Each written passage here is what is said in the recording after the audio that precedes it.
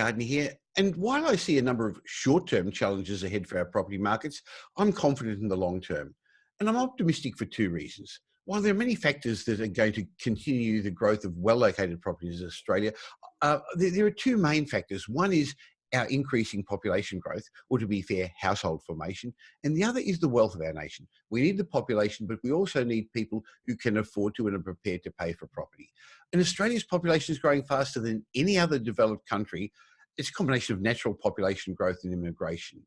So to discuss these matters today in our weekly Property Insider video, I've got with me Dr. Andrew Wilson, Australia's leading housing economist and chief economist of My Housing Market. Hello, Andrew. Good morning, Michael. Now, Andrew, it's easy to be anti-migration and blame immigrants for all sorts of things, but recently the RBA's revealed that migration and interest rates are really the two key demand drivers in housing prices. Migration doesn't only contribute to house price through demand, but also through the macroeconomic consequences, extra tax receipts from jobs, so there's recently been, I don't know, you're calling it an election fuel policy to restrict migration. What's going on there? Well, no surprises there, Michael. We are in an election campaign. The election cycle usually peaks with concerns over migration. This is a worldwide phenomenon. Of course, we've seen issues in the Eurozone and, of course, the US regarding migration. Migration's always sensitive. We like to, I guess, hold on to what we have, and there's always a sense that we may have our lifestyle diluted if we have perhaps uncontrolled migration or high levels of migration. Look, it's a little bit of xenophobia as well, and these things tend to peak around election time, but we only have to look at the statistics to show those areas or those capital cities particularly that have had strong net migration over recent years have been the top performers in terms of housing market outcomes. Well, let's just look at that policy a little bit further. So the announced cut is to decrease the migration from 190,000 to 160,000.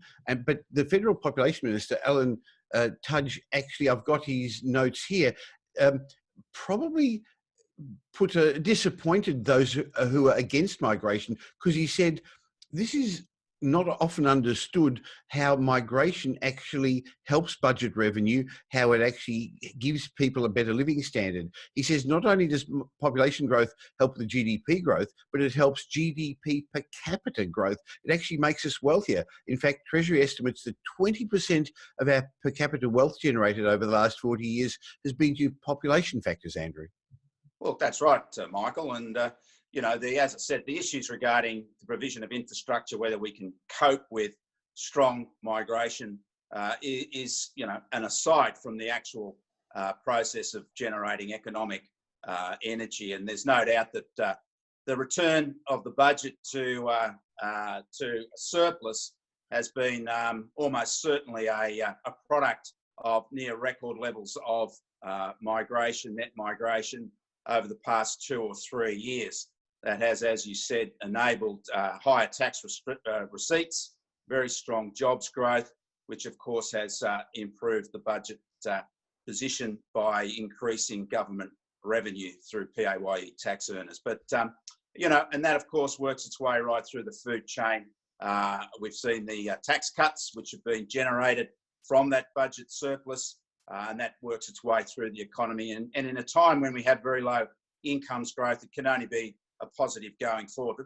Well, I guess it also depends who you're bringing into the country. So on average, the migrants that are coming to Australia are about 26 years old, while the average Australian's 37. So it actually helps workforce participation. It's also powerful that they're in household formation age, but it also helps the balance with more people, baby boomers like you and me, moving out of the workforce. But we need more people because as we're getting older, we're spending more. The government's got to spend more on healthcare and aged care, and somebody's got to pay the taxes. So it's great that we've got these people who are not only working and being productive, but prepared to buy televisions, fridges, and pay their taxes.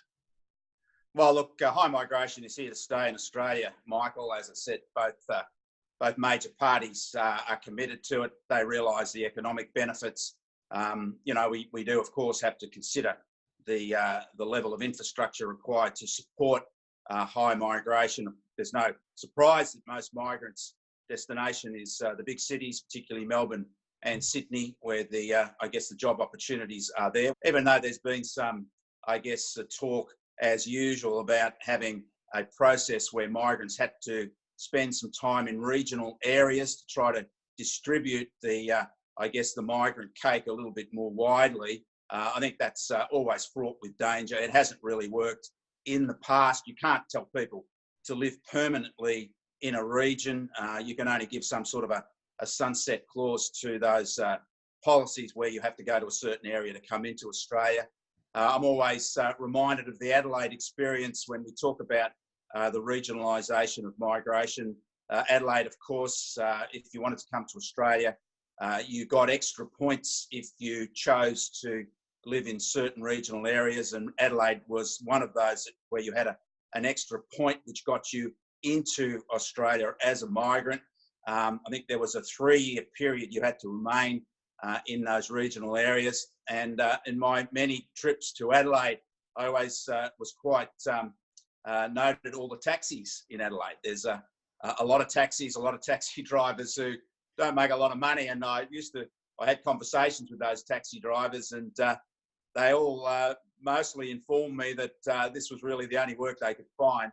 And most of them are actually highly qualified and were just waiting for their time to expire, and then they would move very quickly across to the eastern seaboard to get the sort of work that they were qualified for.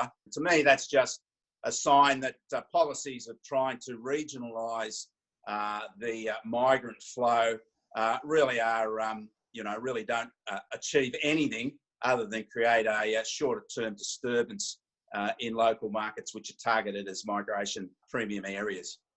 There's nothing new about that. Going way back to the 50s and 60s with the pound for the pom, when they brought migrants in from England, they went to Adelaide. That's where the Bee Gees came from. That's where Stevie Wright came from when you look at the music with those migrant camps there. So maybe something good came out of that. But as you say, they only stay there for as short a time as they can, and then they move on.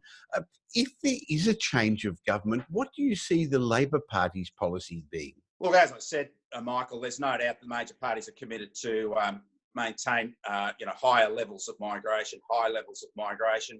The Labor Party's always been a party of higher migration, ideologically.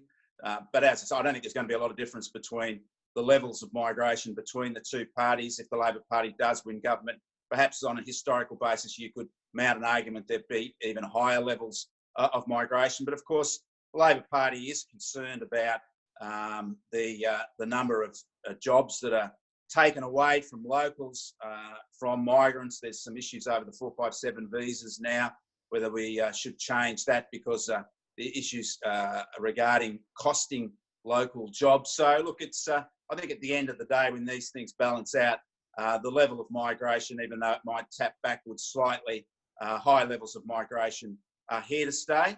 And I think that, of course, in terms of housing markets, that means, continued strong demand, longer-term demand for housing. Well, migrants come to particular states, and the graph you've provided here shows that Victoria got the bulk of them. The last figures in from the ABS showed 98,000, close to a whole MCG full worth of people, not close to 99,000 people came to Victoria in that 12-month period, 66,000, almost 67,000 in New South Wales and then Queensland. So our three big capital cities got close to 70-80% of all the migrants coming in. But those people, what sort of accommodation are they after initially, Andrew? Look, most internationals, it's interesting, Michael, you mentioned the age cohort in terms of family formation, that, we need to look at that. But I think most of our international migrations are buyers rather than renters. I think that's, part of the drive that we see in the Melbourne and Sydney housing markets, particularly, that were front and centre in terms of the highest number of international migration that helped to fuel strong demand for housing and, of course, supply of housing as well. Well, let's put things into perspective. Over the last period that was mentioned by the Australian Bureau of Statistics, Australia's population grew 1.6%. Now, that's the fastest growing developed nation in the world, even growing faster percentage-wise, not people-wise, than India. And that comprised two things: natural population growth, in other words, more people being born than dying, and overseas migration. About 60% of it, 66.6%, was overseas, net overseas migration, and the rest was natural population growth. And all the states and territories did actually have growth, but in particular, as we said, it was our big three capital cities that grew well. Canberra also, Andrew, has done particularly well with population growth, hasn't it? I guess when we look at the smaller capitals, it is a migration story again. Of course, the Canberra market revived late in the cycle compared to Melbourne and Sydney. Of course, the other big mover over the last year and a bit has been Hobart, Michael. Yeah. And again, it's the same old story. If you look at net migration, that has also revived into Hobart, which of course has helped its economy. And if we look at the other end of the pineapple, if I could say that, Michael, the mining capital Darwin and of course Perth, they continue to see significant shedding of migrants, net migration. There's still that hangover from the end of the mining boom. So therefore, I like looking at leading indicators. In other words, I like looking where there's economic growth, which is going to lead to jobs growth, because that's going to lead to population growth. And then, as you say, it's a snowballing effect where there's going to then be more people coming because the population growth requires service industries and sales, and on it goes. There's another area of people coming to Australia that we haven't mentioned that don't show up in these permanent migrations, but we're getting lots of students, and that's a great export industry for us, isn't it? The education industry. Well, it is, Michael. It's one of our strongest export industries. Look, a very important industry for us, of course, is the international student market, education market, and we compete very strongly with other countries such as Canada for that international student dollar. So we want to be pretty careful about how we approach, I guess, the social issues of high numbers, perceived high numbers of international students in our country. Andrew, clearly over the last little while, immigration levels have lowered. How has that impacted our housing market? Well, look, we certainly know the positives of extra people demanding extra houses, and of course that means, given where supply is, higher prices, and that's been a key driver, particularly of the Melbourne and Sydney market, as we discussed. But the other end of that, Michael, I think if we look at the trend, particularly in New South Wales, and of course that means Sydney, we have seen a sharp decline in net migration over the past year or two. Although levels are still quite high, they're well below the peak record levels of a year or so ago. And we know that net migration generally in Australia has fallen away. And I think this, particularly in New South Wales and Sydney, has been something that's acted to retard perhaps the revival in the Sydney housing market, because there's no doubt we're getting less demand from internationals because there are fewer internationals coming in to Sydney compared to a year or so ago. And of course, the other point is that with fewer internationals who tend to be less, I guess, exposed to sentiment, which is a key negative in the Sydney market at the moment, fewer migrants can actually, I guess, obviously impact the housing market cycle on the downside, just as more migrants can impact it on the upside. So migration is going to continue whichever party remains in power. It's a driving force for our economy and our property markets.